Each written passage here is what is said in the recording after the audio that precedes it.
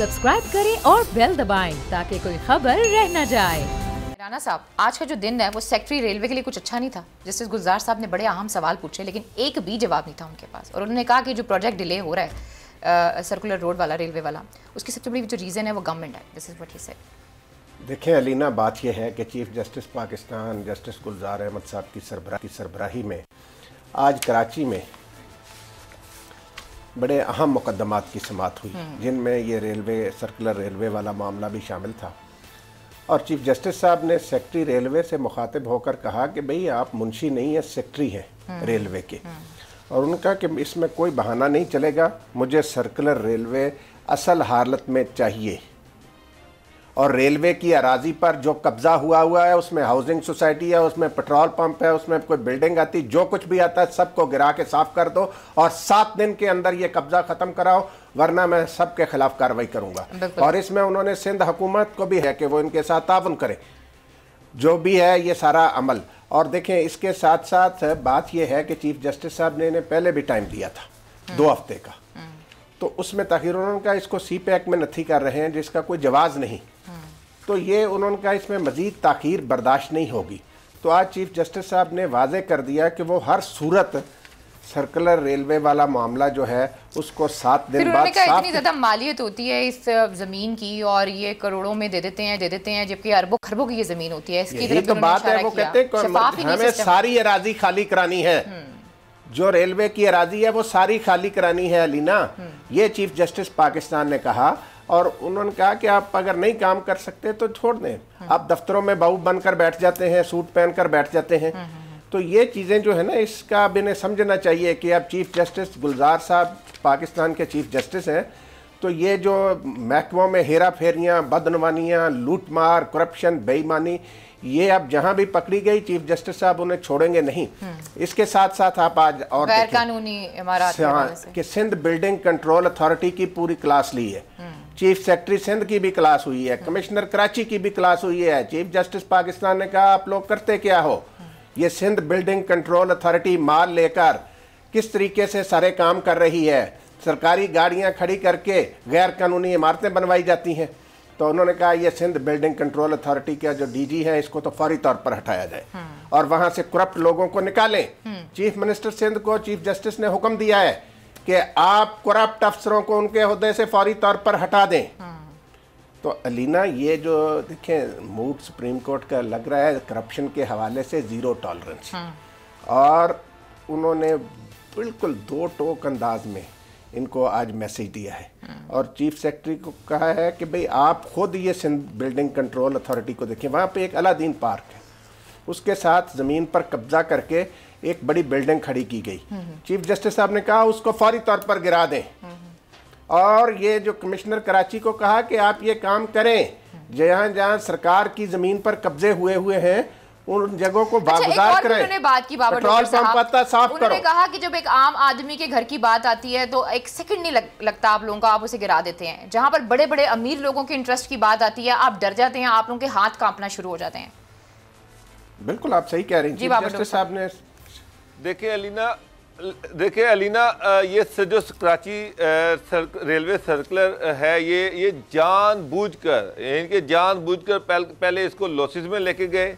उसके बाद इस असल मकसद ये था कि ये रेलवे को यहाँ से ख़त्म करना है, इसकी ज़मीन पे और जो रेलवे की ज़मीन है इस पर कब्ज़ा करना है, इस पे इमारतें खड़ी करनी है। ये एक स्कीम के साथ 1999 तक ये रेलवे चलती रही है यहाँ पर। इसके बाद एक स्कीम के तहत इसका सारा बेड़ा गर्क किया गया।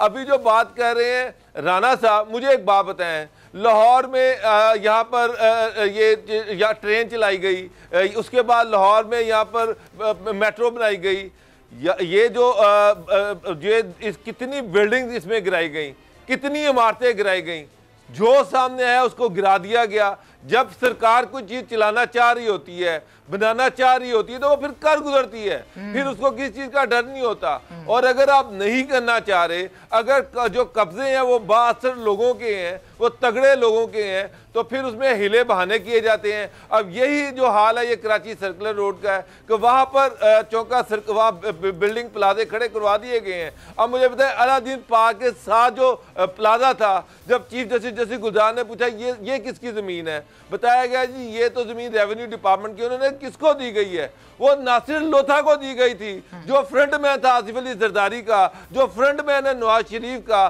सारी मनी लॉन्ड्रिंग उसके जरिए से हुई, उसको अरबों रुपए की जमीन करोड़ों के भाइयों में दे दी गई और उसने वहां पर प्लाजा खड़ा कर दिया। अब नासिर लोथा यूएई का सिटीजन है, वो पाकिस्तानी है ही नहीं है। अब चीफ जस्टिस ये पूछे कि नासिर लोथा को जो जगह दी गई है वो किस कानून के तहत दी गई? किस कानून के तहत आप सरकारी जमीन एक गैर मुल्की को अलॉट कर सकते हैं? अब उसका जवाब किसी के पास भी नहीं था।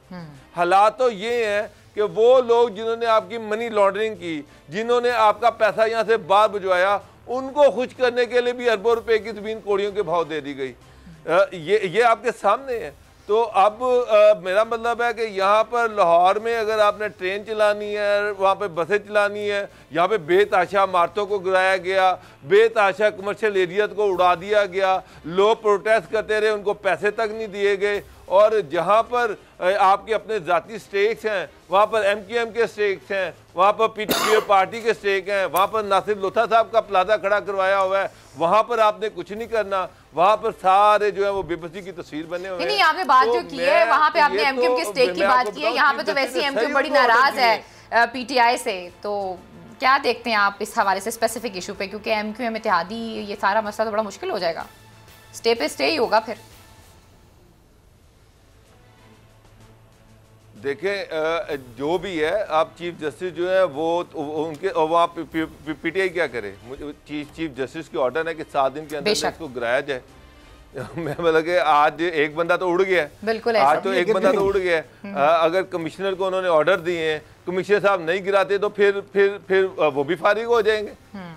ठीक है। अच्छा, एक और चीज बड़ी इंपॉर्टेंट आज चल रही है राना साहब, मैं आपको एक बात बताऊं, एक चीज, लाहौर में एक पेट्रोल पंप है, यकीन जाने एक इन्फ्लुएंशियल बंदे को दिया हुआ था, वो 7,000 रुपया महाना लीज पे और 84,000 रुपया सालाना उसकी लीज थी।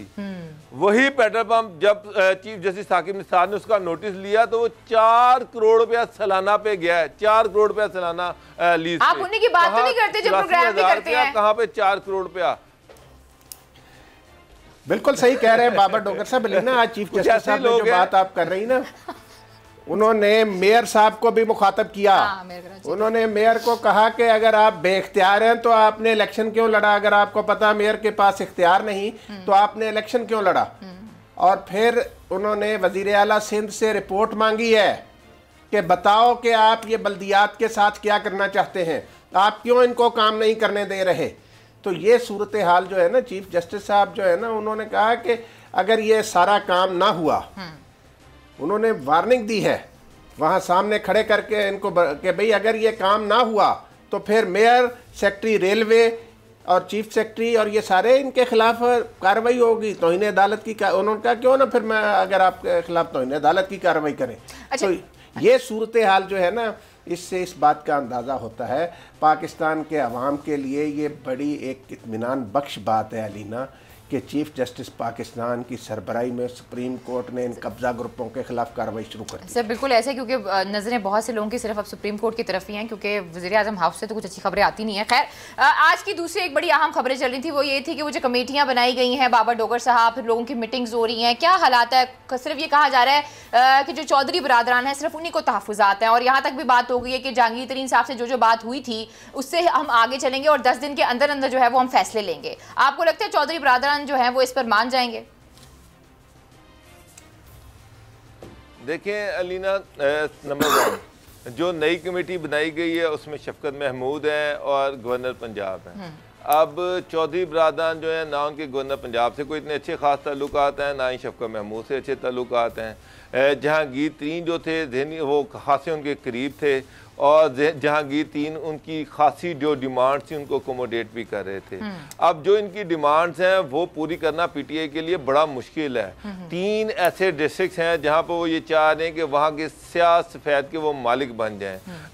उसमें गुजरात है, उसमें मंडी बहाउद्दीन है, बहावलपुर है और शायद सियालकोट की एक तहसील है कि यहाँ पर डीपीओ उनकी मर्जी का लगे, डीसीओ डिप्टी कमिश्नर उनकी मर्जी का लगे, तहसीलदार, एसएचओ, हर बंदा उनकी मर्जी का लगे और उनके कामों में कोई ब्रेक लेनी है बाबर डोगर साहब। लेकिन आपने बड़ी इंपॉर्टेंट बात आपने कहा जो अभी फिलहाल एक डेडलॉक से नजर आ रहा है, अगर डेडलॉक से नजर आ रहा है तो फिर क्या नतीजे हो सकते हैं मैक्सिमम इसके? सब्सक्राइब करें और बेल दबाएं ताकि कोई खबर रह न जाए।